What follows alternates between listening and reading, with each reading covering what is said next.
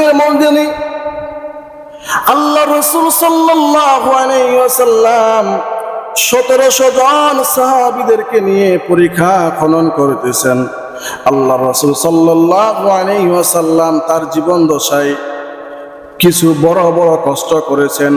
তার মধ্যে সবচেয়ে বড় কষ্ট যেখানে করেছেন তাইফের ময়দানে, 2 নম্বরে হলো উহুদের ময়দানে নবীজি অনেক কষ্ট করেছেন।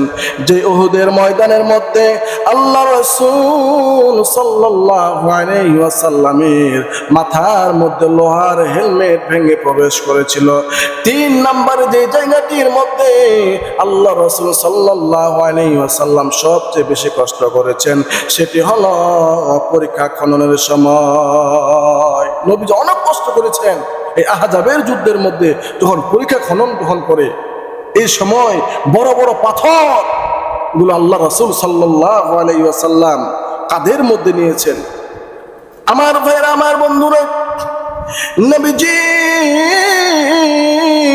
মুহাম্মাদুর রাসূলুল্লাহ সাল্লাল্লাহু আলাইহি ওয়াসাল্লাম দুনিয়া থেকে চলে যাবেন। নবী করিম সাল্লাল্লাহু আলাইহি ওয়াসাল্লাম যখন দুনিয়া থেকে চলে যাওয়ার মতো বুখারী শরীফের মধ্যে আছে, নবী করিম সাল্লাল্লাহু আলাইহি ওয়াসাল্লাম অনেক টেনশনে পড়ে গেলেন, পেরেশানিতে পড়ে গেলেন। নবীজির মাথাটা পর্যন্ত বাঁকা হয়ে গিয়েছে, কুঁজো পর্যন্ত হয়ে গিয়েছে। নবীজিকে অনেক টেনশন, অনেক পেরেশানি, চিন্তিত মনে হচ্ছে। এই দৃশ্য দেখে মা আশিয়া রাদিয়াল্লাহু তাআলা আনহা জিজ্ঞেস করলেন, হে আল্লাহর রাসূল, আপনাকে আজকে তো টেনশন মনে হচ্ছে কেন, চিন্তিত মনে হচ্ছে কেন? কি কারণে আজকে আপনি চিন্তিত, টেনশন?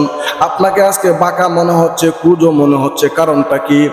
আল্লাহ রাসূল বললেন, আয়েশা রে, বিষয়টা এমন নয়, বিষয়টা এমন নয়। ওই যে মক্কার কাফেররা মদিনা আক্রমণের জন্য আসছিল, আমি আমার 1700 জন সাহাবীদেরকে নিয়ে পরীক্ষা খনন করতেছিলাম। আমার সাহাবীরা পাথর সেখানে আনতেছিল, সেখানে মাটি কাটতেছিল, আমি সেইখানে বসেছিলাম না রে আসিয়া। আমার সাহাবীরা সেখানে কাজ করতেছিল, আমার সাহাবীরাও পাথর নেই, আমিও পাথর নেই। আমার সাহাবীরাও মাটি কাটে, আমিও মাটি কাটি। আবার আমার কোন সাহাবী একজন সাহাবীকে কাঁধের মধ্যে মাটি তুলে দেয়, আবার কেউ মাটি কাটে। এইভাবে আমিও কাঁধের মধ্যে মাটি নিয়েছিলাম, আবার কেটেছিলাম। এই সারাদিন দীর্ঘ পরিশ্রম করার কারণে, কষ্টের কাজ করার কারণে আয়েশারে আমার একটা পাশ পর্যন্ত ব্যথা হয়ে গিয়েছে, আমার একটা পাশ পর্যন্ত কুজা হয়ে গিয়েছে। এই জন্য আমাকে অনেক টেনশন, অনেক চিন্তিত মনে হচ্ছে রে আয়েশা। এই জিহাদের ময়দানে পরীক্ষা খনন করতেছেন, পরিশ্রমের কাজ করতেছেন। সাহাবীদের প্রচন্ড ক্ষুধা পেয়েছে, কি খাবে, খাবার নাই। খাবারের জন্য টেনশনে পড়ে গেলেন, চিন্তায় পড়ে গেলেন। দূর থেকে দৌড়াইতে দৌড়াইতে একজন সাহাবী আসলো, তার নাম হলো হযরতে জাবের রাদিয়াল্লাহু তাআলা আনহু। নবীজিকে এসে বলে, ইয়া রাসূলুল্লাহ, ইয়া হাবিবাল্লাহ,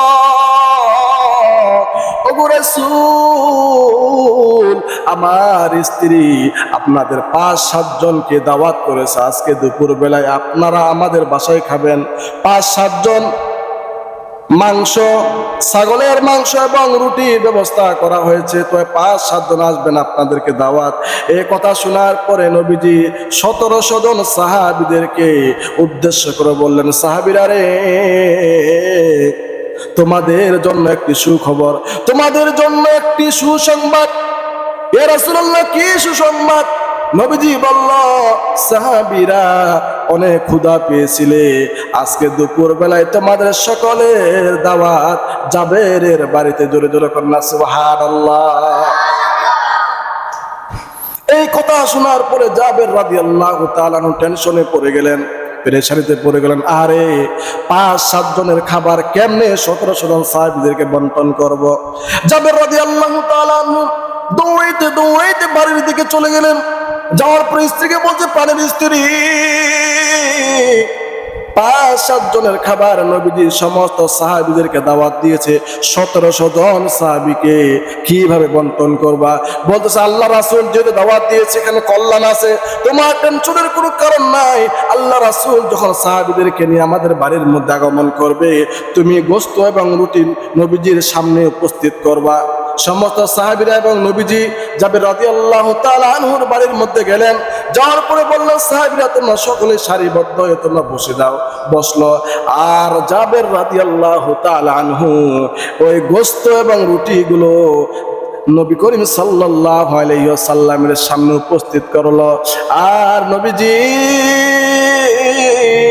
মুহাম্মাদুর রাসূলুল্লাহ সাল্লাল্লাহু আলাইহি ওয়াসাল্লাম বন্টন করতে লাগলেন। 1 না 2 না 100 200 300 1700 জন সাহাবীদের মধ্যে 5-7 জনের গোশত এবং রুটি বন্টন করলেন। বন্টন করার পরে জাবের রাদিয়াল্লাহু তাআলা আনহুকে দিলেন। জাবের রাদিয়াল্লাহু তাআলা আনহু তার স্ত্রীর কাছে গোশত এবং রুটি পৌঁছিয়ে দিল। স্ত্রী বলতেছে প্রাণের স্বামী, এই গোশত আর রুটি কি সাহাবীদেরকে দাও নাই? বলতেছে দেই নাই, বিষয়টা এমন না। এই 5-7 জনের খাবার এখন 1700 সাহাবীদের প্লেটের মধ্যে যিনি বন্টন করেছেন তিনি আমার রাসূলুল্লাহ মুহাম্মাদুর রাসূলুল্লাহ। সুবহানাল্লাহ।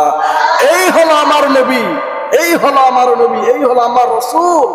আজকে আমরা রাসূলকে জানি না, রাসূলের বরকত, রাসূলের মুজিজা গুলো আজকে আমরা অনেকে বিশ্বাস করি না।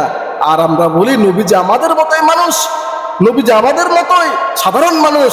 আহারে বেকিবর দল, নবীজি যদি আমাদের মতোই সাধারণ মানুষ যদি হইতো, তাহলে আপনি 5-7 জনের খাবার 1700 জন মানুষের মধ্যে বিলীন করেন, বন্টন করেন, কিভাবে নবীজি আমাদের মতো মানুষ হয়?